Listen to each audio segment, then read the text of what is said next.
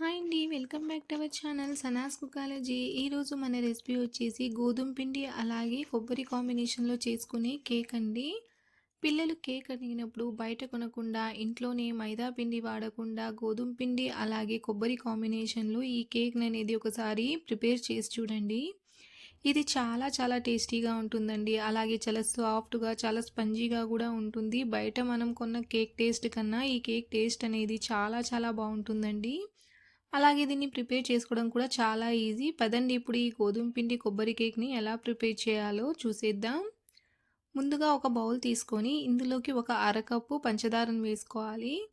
ఇప్పుడు ఇందులోకి ఒక పావు కప్పు వరకు రిఫైండ్ ఆయిల్ అండి, సన్ఫ్లవర్ ఆయిల్ అంటాం కదా, అది వేసుకోవాలి.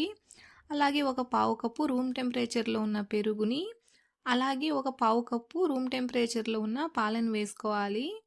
ఇప్పుడు మనం వీటన్నిటిని బాగా కలుపుకోవాలండి. చక్కెర అనేది బాగా కరిగిపోవాలి. అలాగే ఈ పాలు, పెరుగు, ఆయిల్ అనేటివి బాగా కలిసిపోవాలన్నమాట. చూడండి ఈ విధంగా కలుపుకోవాలి.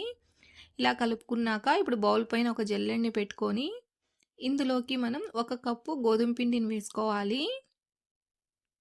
అలాగే ఒక టేబుల్ స్పూన్ బేకింగ్ పౌడర్ని, ఒక టేబుల్ స్పూన్ బేకింగ్ సోడాని వేసుకోవాలి. ఇప్పుడు వీటన్నిటిని మనం బాగా జల్లించుకోవాలి. చూడండి ఈ విధంగా బాగా జల్లించుకున్నాక ఇప్పుడు దీన్ని మనం పక్కన పెట్టుకుందాం. ఇప్పుడు ఒక మిక్సీ జార్ని తీసుకొని ఇందులోకి ఒక అరకప్పు వరకు పచ్చి కొబ్బరిని తీసుకోవాలి. ఇప్పుడు దీన్ని మనం గ్రైండ్ చేసుకొని పక్కన పెట్టుకోవాలండి. కొంచెం పరకనగానే గ్రైండ్ చేసుకోండి. ఇప్పుడు ఈ పిండిలోకి మనం 1 టేబుల్ స్పూన్ వనిలా ఎసెన్స్ని అలాగే గ్రైండ్ చేసుకున్న పచ్చి కొబ్బరిని కూడా వేసుకోవాలి. ఇప్పుడు దీన్ని మనం వన్ డైరెక్షన్లో కలుపుకోవాలండి. మీ దగ్గర విస్కర్ ఉంటే విస్కర్తోనైనా లేదా స్పాచులాతోనైనా కలుపుకోవచ్చు. చూడండి ఈ విధంగా వన్ డైరెక్షన్లోనే కలుపుకోవాలి. ఇప్పుడు ఇందులోకి మనం ఇంకొక పావు కప్పు వరకు పాలను అనేది పోసుకోవాలండి. పాలను కొద్ది కొద్దిగా పోసుకుంటూ కలుపుకోండి. ఇప్పుడు నేను మిగిలిన పాలను కూడా పోసేసుకుంటున్నానండి. ఈ విధంగా పాలను పోసుకొని వన్ డైరెక్షన్లో దీన్ని బాగా మిక్స్ చేసుకోవాలి. చూడండి ఇది చక్కగా మిక్స్ అయిపోయింది. బ్యాటర్ కన్సిస్టెన్సీ అనేది ఈ విధంగా ఉండాలండి. చూడండి ఈ విధంగా బ్యాటర్ని కలిపేసుకొని ఇప్పుడు దీన్ని మనం పక్కన పెట్టేసుకుందాం. ఇప్పుడు స్టవ్ మీద మందపాటి ప్యాన్ కానీ లేదా ఈ విధంగా ఏదైనా ఓల్డ్ కుక్కర్ కానీ ఉంటే పెట్టుకోండి. ఇప్పుడు దీని లోపల స్టాండ్ని పెట్టుకోవాలి.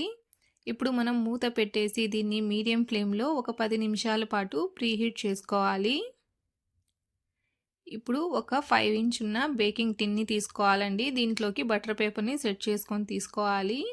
ఇప్పుడు దీనిపైన మనం ఆయిల్తో ఈ విధంగా గ్రీస్ చేసుకోవాలి. మీ దగ్గర బటర్ పేపర్ లేకపోతే మీరు ఆయిల్ వేసుకొని గోధుమ పిండి ఉంటుంది కదండి, దాంతో టిన్ని డస్ట్ చేసుకొని తీసుకోండి. ఈ విధంగా ఆయిల్ని అప్లై చేసుకున్నాక ఇప్పుడు మనం కేక్ బ్యాటర్ని దీంట్లోకి పోసేసుకుందాం. ఈ విధంగా పోసుకున్నాక ఇప్పుడు మనం టిన్ని ఒక 2-3 సార్లు బాగా ఈ విధంగా ట్యాప్ చేసుకోవాలండి. ఏదైనా ఎయిర్ అనేది ఫామ్ అయి ఉంటే అది రిలీజ్ అయిపోతుంది. ఇప్పుడు గార్నిషింగ్ కోసం పైనుంచి సన్నగా తరిగిన డ్రై ఫ్రూట్స్ని వేసుకోవాలి. లేదంటే మీరు పచ్చి కొబ్బరి తురుమునైనా వేసుకోవచ్చు. చూడండి ఈ విధంగా గార్నిష్ చేసుకున్నాక ఇప్పుడు దీన్ని మనం బేక్ చేసుకుందాం. చూడండి మన కుక్కర్ కూడా ప్రీహీట్ అయిపోయింది. ఇప్పుడు ఇందులోకి మనం ఈ బేకింగ్ టిన్ని పెట్టేసుకుందాం. ఇప్పుడు మూత పెట్టేసి మనం లో టు మీడియం ఫ్లేమ్లో ఒక 40 నుంచి 45 నిమిషాల పాటు బేక్ చేసుకోవాలి. 45 నిమిషాల తర్వాత చూడండి మన కేక్ అనేది చక్కగా బేక్ అయిందండి. బేక్ అయిందా లేదా చూడడం కోసం ఈ విధంగా టూత్పిక్తో గుచ్చి చూడండి. టూత్పిక్ అనేది క్లీన్గా ఈ విధంగా నీట్గా వస్తే మన కేక్ అనేది చక్కగా బేక్ అయినట్టు.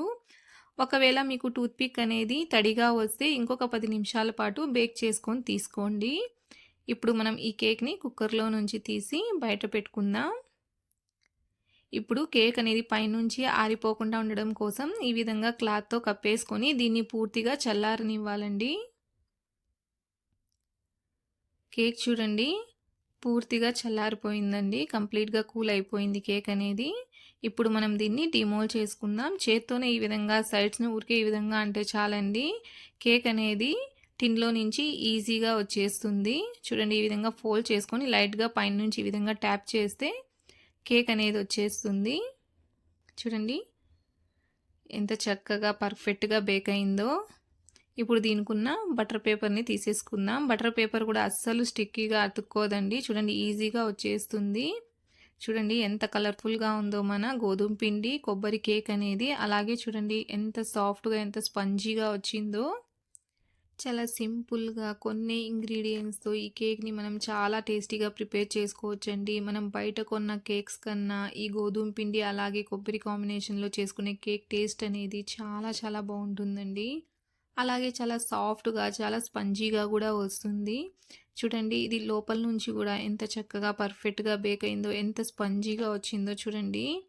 చూస్తూ ఉంటేనే నోరు ఊరుతోంది కదండీ! తినటానికి కూడా ఇది చాలా చాలా టేస్టీగా ఉంటుందండి. పిల్లలు కేక్ అడిగినప్పుడు బయట కొనకుండా ఇంట్లో ఉన్న వస్తువులతోనే ఎంతో టేస్టీగా ఉండే ఈ గోధుమ పిండి అలాగే కొబ్బరి కాంబినేషన్‌లో ఈ కేక్‌ని ఒకసారి ట్రై చేసి చూడండి. మీకు ఈ రెసిపీ ఎలా అనిపించిందో నాకు తప్పకుండా కామెంట్‌లో తెలియచేయండి. అలాగే మీకు ఈ వీడియో నచ్చినట్లయితే లైక్ చేయండి, షేర్ చేయండి. అలాగే నా ఛానల్‌ని సబ్స్క్రైబ్ చేసుకోండి. Thanks for watching.